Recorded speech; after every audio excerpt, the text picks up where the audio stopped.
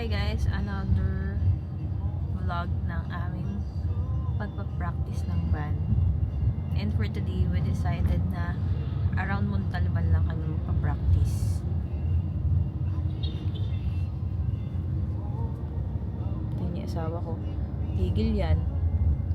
Nagdagan ng gasgas na naman yung aming sasakyan. Paano ba naman? Meron nagiinuman sa daan tapos hindi nag-adjust ng mga motor nila. So, ang tendency, sobrang sikip. Kaya, sumabit yung ano namin. Yung gilid namin dun sa isang motor. Kabilaan ba naman yung yung park? Hindi man lang sa isang side lang. Hindi, magkabilaan. Gusto nilang abala talaga dahil. Tapos, dahil nga nagiinuman sila, so wala talagang kumilos talaga dahil. Dapat kapag ganyan, nagiinuman kayo, alam niyo namang nasa kalsada kayo. Diba? Dapat nag-a-adjust naman kayo kahit papaano. Kasi naman lang tumayo kayo saglit. Diba? So yun, the best lang talaga. Kaya nga sabi ko sa asawa ko is relax lang siya. Kasi ganun talaga. Practice makes perfect. At saka, syempre, aksidente lang naman. Diba asawa ko? Tsaka pag pinaayos naman natin sa sasakyan na yan, lahat ng gas-gas isahan na lang. Diba? Isang kasusun lang. Diba? Yun na lang yung mindset natin. Ano lang talaga yun.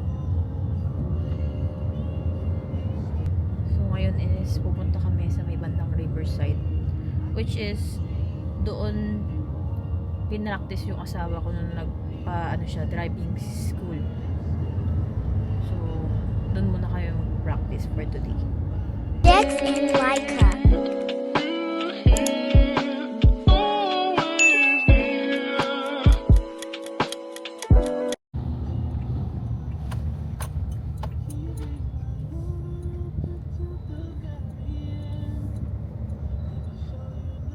Papunta na tayo ngayon dyan sa may Riverside.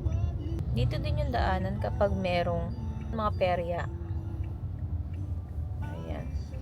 So on the right side, dito tayo magpa-practice.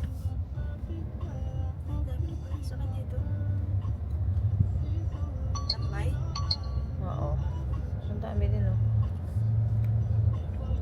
mga sightseeing.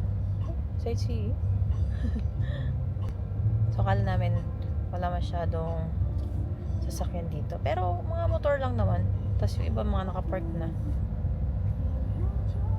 So pabalik na kami dahil medyo madilim dito. Baka pa kami ma-hold up at pa-murder. Practice ka lang naman kayo na-murder. Tapos nagbukas pa kami ng bintana. Napakadali talagang hijackin nito. Ang dilim. Kaya doon na lang kami. Back to the main talaga tayo. Doon tayo sa highway. Hindi, okay lang. Dito lang tayo. Hindi lang ako sasagat doon. Okay, sige. Delikado doon sa may So, doon lang tayo hanggang sa bungan, tapos ikot ulit. So may inuman pala dito, Mario. Oh, nabawasan na yung mga sasakyan. Wow. May inuman din eh. Nabawasan na yung mga sasakyan, no? Opo. Kanina tayo patakot. Hindi, doon pa po sa unahan. Doon pa ba sa unahan yun? Tapos, medyo umaambon for today. So, malaki talagang pakinabang talaga kapag ikaw ay nakasasakyan. Kapag ikaw ay nasasakyan, hindi ka na mababasa ng ulan. Ganon din naman kapag nakamotor ka, hindi ka mababasa ng ulan, lalo na kung may kapote ka. Ang malapit kasi sa amin dati, nakamotor na kami, tas wala pa kaming kapote. Kaya talagang basang-basa kami sa ulan na. So as you can see, umuulan. So ngayon lang kami nakapag-practice ng umuulan. Kanina ambon-ambon lang. So ngayon talaga, umuulan na siya.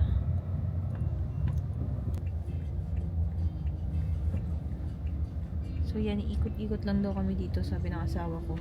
Para ma-practice niya yung kanyang shifting. Shifting.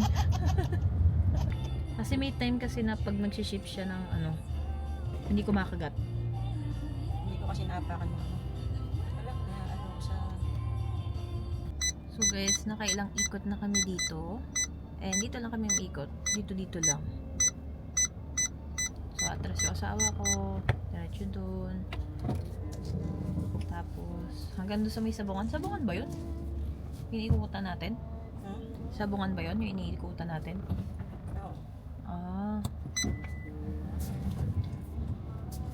So, hanggang doon at saka dito, yung medyo may tanaw-tanaw pa ng liwanag.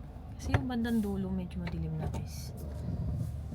Kaya, konting ingat na lang din. Hindi pa namin bayad tong sasakyan. Tapos nakarnap pa.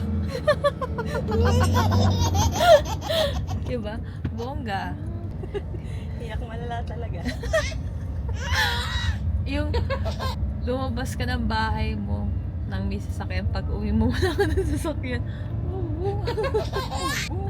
Iyak malala. Ayun talaga, kahit sabihin ko okay lang yan, hindi ka talaga hindi ka mapapakali talaga. Hindi mo madadala lang, okay lang yan, B. So yan, dito na pa-practice ng asawa ko yung pagpapalit-palit niya ng shift. Shift shifter kasi itong asawa ko. Wala.